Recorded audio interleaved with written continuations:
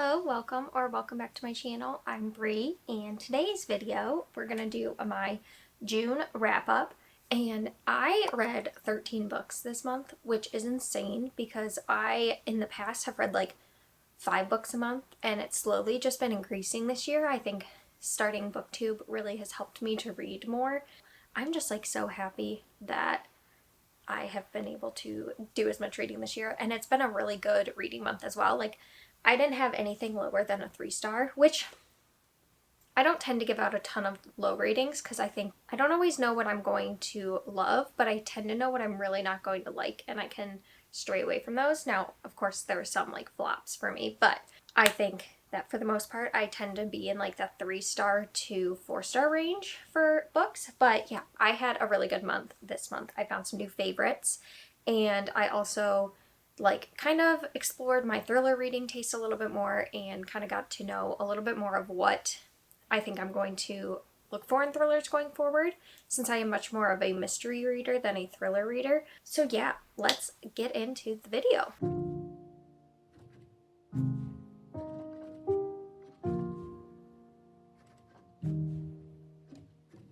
I borrowed a lot of books from the library, and so some of them I gave back already because I read them at the beginning of the month. And so I have the second book in the series here, but really I read the first one, and it is The Silent in the Grave. This is the second one, The Silent in the Sanctuary by Deanna Raybourn. So this is following Lady Julia Gray, and basically it opens with her husband falling dead, and there is a guy there who helps when he is dying, but ultimately he can't save him, and that turns out to be an private investigator named Nicholas Brisbane. And she learns about a secret note that was left to him and like threats to him, and her and Nicholas like kind of work together to figure out who actually killed her husband. And I enjoyed it, but I also felt like there were some things that I don't know, I just didn't connect with as much as some of the other historical mysteries. So I gave it 3.5 stars. I thought like it was intriguing, the mystery itself. It wasn't so straightforward that you could just figure out what was going on, but I also didn't feel like I connected as much to the characters, and I don't know, I just ended the book feeling a little like blah about it. So I gave it 3.5 instead of a 4, and I think I will continue on with the series. That's why I picked this one up, because I want to give it another shot, and if I'm still not really into it, I think I will forgo the series because there's just so many other ones I want to read. But I am happy I tried it. It's her backlist series, and I really want to get to the Veronica Speedwell series, but I wanted to try this first, and I'm glad I did, but I have a feeling I'm going to like her other series a lot more. So the next one is a middle grade, and I really, really loved it. I had such a good time. It was like the perfect summer book, and that is, ow, that is Ava Evergreen Semi-Magical Witch by Julie Abe. And this is about a girl who is a novice. She wants to become a novice witch, so she has to go on this trial, and where she's sent to another city, and she has to help them and complete a couple quests while she's there. And so she ends up at the seaside town, and she has to help them through a lot of stuff, and she finds a lot of friendship there, and she just comes into herself. It's very much a coming of age story, and I thought it was so cute. I gave it 4.5 stars. I thought it could have been a little more adventurous for me, but I just thought that she was such a cute character, and also the friendships that are made there. And then there's an animal companion, which you can see on the front, and I love that dynamic because I am always here for animal companion in a story. And then also I thought like the seaside town vibes were just like perfect for summer. I think this couldn't have been a better book to pick up during this time of year. So I'm really happy I did, and I definitely will be continuing on with the series. I think there's one more out. The ending kind of left off on a cliffhanger where you know that more is going to be coming soon. But I'm just so happy that I read this. I thought it was a really cute middle grade. If you're looking for like summer witchy vibes, I would choose this. So these two I also don't have because they were from the library. So I have the next two, but these are volumes 5 and 6, but I read volumes 3 and 4, which I'll put up on the screen, and that's Yona of the Dawn. And I'm really enjoying this series. It's about a princess who has to flee her home with her bodyguard Hawk, and her name's Yona. And they go on the run, and they're trying to figure out how to save their kingdom and everything from the person who's taking over. And yeah, it's been really such a good story right now. I think there's going to be a lot of growth, I've heard, throughout of both characters. And so right now, where I left off is very much just like getting into the thick of the plot and what they have to do to save the kingdom. I gave both of them 4.5 stars. I think the only reasons they're not 5 is sometimes I find with manga, I just think things happen too fast. They have a task at hand and then they kind of, within that whole book, complete that task, but it just flies so fast that I wish it was broken up a little bit more. So that's my only reasoning for giving them 4.5. But I really like the character dynamics. I like seeing the different towns, and just I think it's a well-crafted story and it's a good fantasy manga. So yeah, I'm happy I'm reading these, and I am obviously going to be continuing. I have volumes. Wait, so did I read 4? So sorry, I read volumes 2 and 3 this month, and then I have 4, 5, and 6 with me from the library that I hope to get to in July. So yeah, I am happy I have continued the series, and I definitely think I will be continuing. There's like 35 books in the series, so I have a long way to go. So the next book I have is a new series that I am loving and I can't wait to get through, and it is This Side of Murder by Annalee Huber. I rented this from the library, and then I loved it so much that I went and I bought this copy. It is a Verity Kent mystery, which is following Verity Kent, and this is post-World War I. So I think the year is 1919, yes, in England. And she's recently lost her husband. He died in the war, and she gets invited to a wedding that was put on by one of his really good friends from, I think from when they were younger, but also in the war. And she goes, and it's not really a wedding, it's more like a wedding retreat before the wedding. And so she decides to go because she gets a cryptic letter saying that her husband's death wasn't as it seems. So she wants to figure it out. And while she's there, they're kind of all trapped there and people start dying. And it's kind of gave me Agatha Christie vibes, where it's like kind of a locked room mystery. And they're trying to figure out who they can trust, who she can trust, who she can't. There's a guy in here, Max, that she meets at the beginning and she feels like she can trust him. But there's obviously like a lot of things happening to make her question whether or not she should be trusting him. I thought it was really good. I thought there was a lot of twists and turns I didn't see coming. I also just enjoyed Verity's perspective. I think there's a lot of talk on like PTSD in here and grief as well, because she's also lost her husband. I thought it was well done. From someone who has not had loss or suffered from PTSD, I feel like this allowed me to connect to the characters a lot and just kind of illustrated like how hard coming back from war is, and how there's like kind of an elephant in the room this whole time about talking about the war and all the people that were lost and what it was like to be there. So I thought that that conversation was really interesting to me, and it had a twist in here that I think could upset some readers. It kind of upset me, not from like a trigger warning aspect, but more from like a, when books do this, I don't think everyone likes it. I'm like not the most mad at it, and I'm interested to see how the rest of the series goes based on that twist. I will definitely be continuing. This is a really good series for me now. I gave it 4 stars, and I just think that I'm going to continue to love Verity as a character as the series goes on. So I hope to pick up the next book this month, and the newest one, the 6th one, is coming out in the end of August, and I have an arc for it. So I want to get through most of the series so that I can read the arc before it comes out. So yeah, I'm really happy I read that. The next one I have is also a historical mystery, but I found it was kind of a miss for me. I gave it 3 stars, and that is Death of a Dishonorable Gentleman by Tessa Arlen. I think that this, in theory, is good, but I just didn't love it as much as I wanted to. I think this is 1909 or something like that, and they're part of like the upper class, and so they invite a bunch of people over for just like a gathering, and all these people stay at their house, and during the night their nephew that they kind of have taken in because his mom doesn't really take care of him, and he is in his like 20s now, is back from university, and he is found murdered in a very gruesome way the next morning. And so it had to have been someone at the party, and it goes through, an inspector is trying to figure out what happened, but you're following the perspective of the lady of the house and then also the head housekeeper. They kind of work together to pick up what is actually happening. I didn't care for the perspective of Lady Momfort. I just didn't care about her perspective. She didn't add anything unique for me for this story. And then also the housekeeper was fine. I feel like I enjoyed that perspective more. But I think I've realized, like with these kind of books, there's a lot of just sitting around and talking to people and basically gossiping to like get to what you want to know. I don't tend to enjoy as much of the just going around to like balls or to events and talking to people. I much prefer when characters like have more action. So like the Rexford and Sloan series, which I've talked about a lot, it has a lot of science and like actually kind of investigating versus like going to social gatherings and saying stuff without saying anything, and like you have to read into what everyone's saying, because I just don't care about like the social aspects of it. I'd rather be like solving the mystery. So I just think it wasn't a hit for me, and I don't think I'll continue on with the series, but I also don't know. And then also the guy, from the whole time you kind of know no one really likes him, and I just feel like it was like jam-packed with like all the things he could be bad about. Like it was just like very extreme to make him like a person you would really hate. Yeah, I just was like, I didn't need all of that, and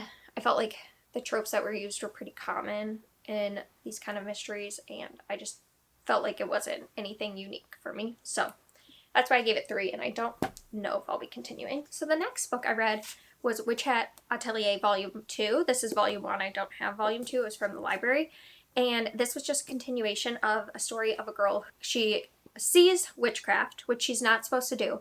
And so the guy who accidentally showed her witchcraft, he takes her and decides to train her because her mom has been hurt and turned to stone, and so she wants to fix her mom, so she has to learn magic. And there's a deeper plot in there, and the second book is kind of exploring more of her learning her abilities and coming into her abilities, because she's just trying to catch up, because most of the people who learn from a very young age. And then there's a lot of like things that just go down that cause her to kind of have like, they're not exactly trials, but they're kind of trials in a lot of ways to like practice what she's learned.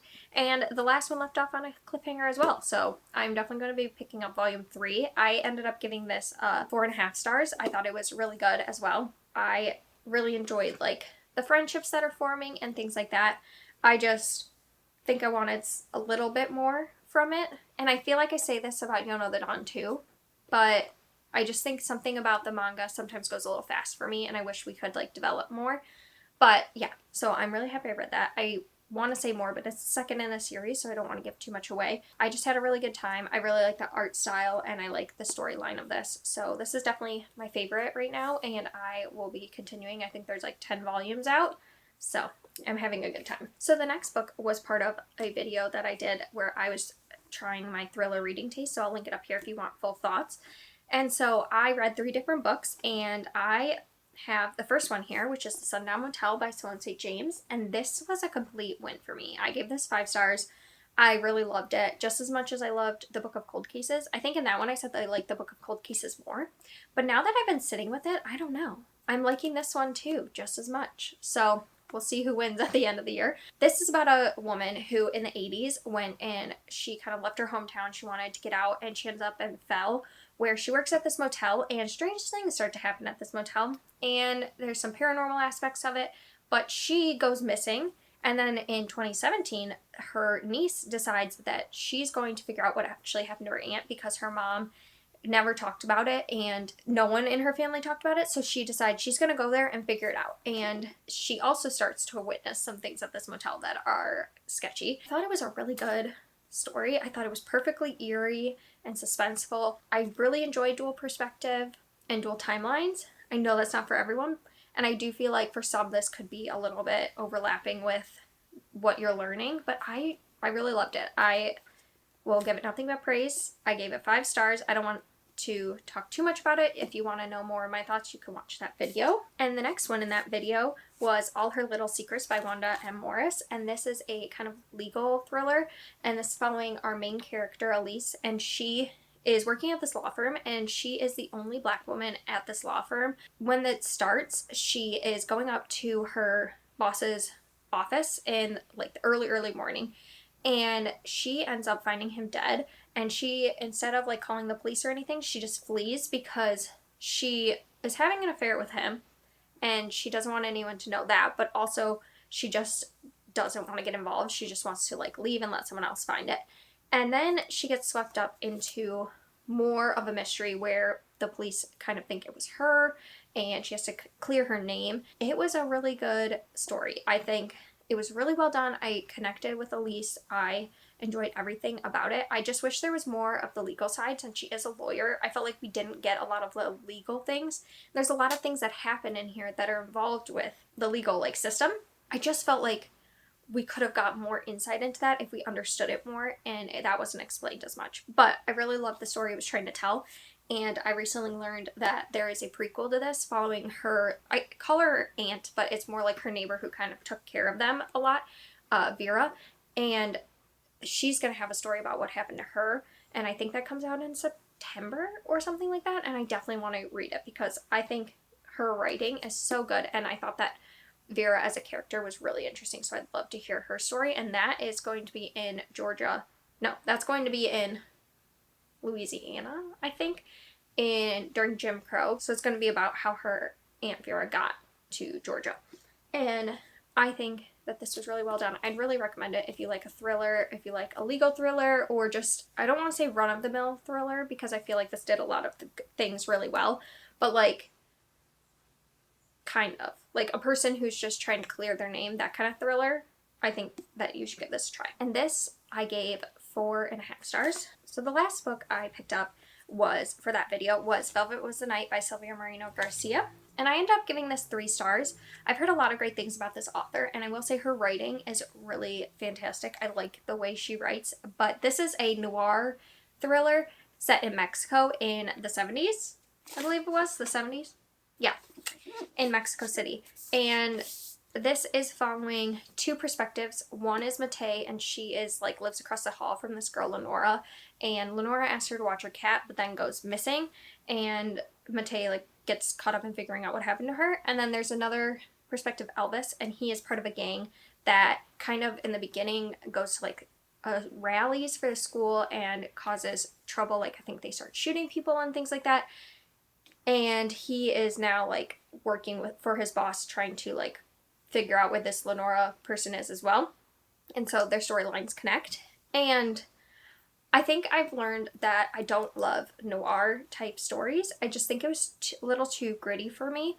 And I didn't really like the characters all that much. Plot itself was very kind of flat. It didn't develop. Like you kind of knew sort of what was going to happen like the whole time. It was a lot of like going around to different places and talking to different people, and not a lot of like action for what I thought was going to be more of an action-packed thriller. But I thought the historical aspect was really interesting because it is based on true story of what happened in 1970s Mexico City. But I just felt like for me the rest of the story didn't really do it. So I'm gonna give this 3 stars, but I definitely want to pick up her gothic stuff because I think her writing would lend itself really well to gothic. I just think I don't do the best with noir type stories. So the next book I listened to on audio, and it was the only book I listened to on audio this month. I'm not a big audiobook listener, but I did listen to this while I was just doing some gardening and things like that. So that was Doom and Broom by Annabelle Chase. That's the second in the Spellbound mystery series. I read the first one on my way back from Charleston, and I really liked it. And this one is just a continuation of that. In this one, a woman she unalives herself, and the lawyer that I can't remember the name of right now, the main character, thinks that it wasn't what actually happened, so she's trying to figure out like what actually went down. And I just like the series because there's a lot of like learning about this world, and she just figured out she's a witch, so she's really like late to the party of like figuring out her powers, and so she's kind of like fumbling around with that. There's like some dating type elements to it. It's a fun like cozy mystery series, you know? I gave it 3 stars. I had a good time. I don't think it's the most amazing thing I've ever read, but I just was there for the vibes, really. The mystery itself isn't like a really strong mystery. I think I called it from like at least halfway through, if not earlier than that. But again, I just enjoy the vibes. And this one has a ghost that she communicates with, and I just find that fun. There's an owl familiar that she can talk to that's really sassy. And I just have a good time. So I gave it 3 stars. I'm really happy I read that. And the last 2 were from my reading blog that just went out on Saturday, and I had the best time. I found 2 new favorite series, and I'm so happy I read them and decided to do that because I'm in love with them. And the first one is Every Heart a Doorway by Shauna McGuire. This is the first in the Wayward Children series. I can't believe I put this off for so long. I think when people talked about it. I just didn't think it was going to be for me. But I don't know why I thought that. I should have like picked up the series when it came out. And this is a portal fantasy, and it follows different characters in every book. But in this one, we're following Nancy, and she gets put in this like boarding school that helps children, and that's what her parents think. But when she's there, she finds out it's really just like a place where kids who have gone through portals like her are there, and they're kind of just taught how to either move on with their lives, but also some of them may get a door to their portal again and go home, because for a lot of them that feels like home. So it's like helping them come to terms with the fact that they may never go back, but they also could at some point. And it's just like making them feel at home in a world that no longer feels like home, because they're always just yearning to go back. And it's a lot of found family vibes in here. There was a mystery aspect to this. I had really not a lot of clue of what this was going to be, except for a portal fantasy and found family. But the mystery aspect I really enjoyed as well. And I thought that the characters were so interesting to get to know. I feel like there's a lot of good representation in here. The main character is asexual, and one of the people there is also transgender. And it's just, it was really just a cute story, and everyone just gets to be who they are. And not to say that there isn't like bickering or things like that or bullying at this school. There definitely is. But I just feel like it felt like genuine and a safe space for people who didn't feel like their families understood them because of this experience they all have, which is going through these portals. So I really enjoyed it. I would highly recommend this novella series if you haven't read it before. I thought the writing was really good. It's definitely adult. 5 out of 5 stars. I love it, and I've actually already read the second one this month, so loved it as well. So I am going to be binging this in the near future. And the last book is The Strange Case of the Alchemist's Daughter by Theodore Goss. This is the first in a trilogy. And I had just the best time with this. I think in my video I said 4.5, but the longer I've sat with it, I just love it. So I'm going to go with 5.